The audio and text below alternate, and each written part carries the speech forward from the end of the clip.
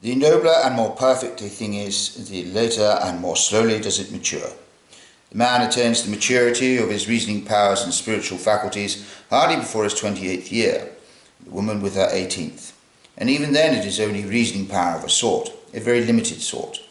Thus women remain children all their lives, never see anything but what is closest to them, cleave to the present moment, take appearance for reality, and prefer trifles to the most important affairs.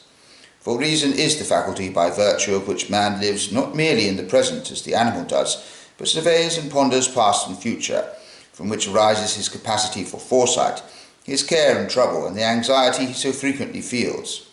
As a consequence of her weaker reasoning powers, woman has a smaller share of the advantages and disadvantages these bring with them. She is, rather, a mental myopic, in that her intuitive understanding sees very clearly what is close to her, but has a very narrow field of vision, from which what is distant is excluded, so that what is absent, past or to come, makes a very much weaker impression on women than it does on us, which is the origin of their much greater tendency to squandering, a tendency which sometimes verges on madness. Women think in their hearts that the man's business is to make money and theirs is to spend it, where possible during the man's lifetime, but in any case after his death. That the man hands over to them for housekeeping the money he has earned strengthens them in this belief. And whatever disadvantages all this may bring with it, it has this good effect, that woman is more absorbed in the present than we are, so that if the present is endurable at all, she enjoys it more, and this produces that cheerfulness characteristic of her, through which she is so suited to entertain, and if need be console the care-laden man. To consult women when you are in difficulties, as the ancient Teutons did, is by no means a bad idea, for their way of looking at things is quite different from ours, especially in their propensity for keeping in view the shortest road to a desired goal, and in general what lies closest to hand, which we usually overlook precisely because it is right in front of our noses. In addition, women are decidedly more prosaic than we are, and see no more in things than is really there, while we, if our passions are aroused, will easily exaggerate and indulge in imaginings. It is for this reason too that women display more pity, and consequently more philanthropy and sympathy with the unfortunate than men do. On the other hand, they are inferior to men in respects of justice, honesty, and conscientiousness.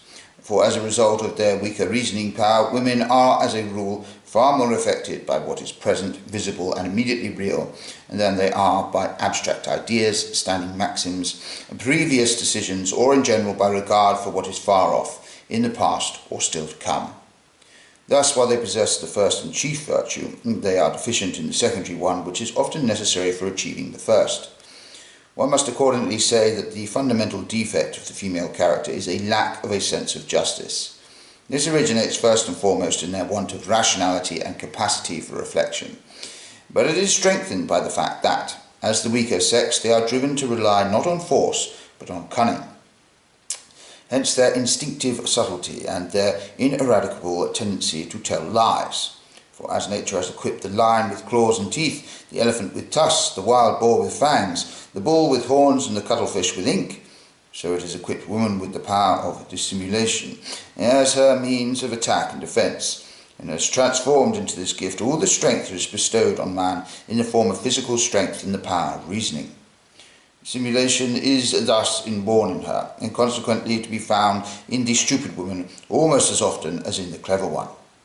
To make use of it at every opportunity is as natural to her as it is for an animal to employ its means of defence whenever it is attacked. And when she does so, she feels that to some extent she is only exercising her rights. A completely truthful woman who does not practice dissimulation is perhaps an impossibility, which is why women see through the dissimulation of others so easily. It is inadvisable to attempt it with them. But this fundamental defect, which I have said they possess, together with all that is associated with it, gives rise to falsity, unfaithfulness, treachery, ingratitude, etc. Women are guilty of perjury far more often than men. It is questionable whether they ought to be allowed to take an oath at all.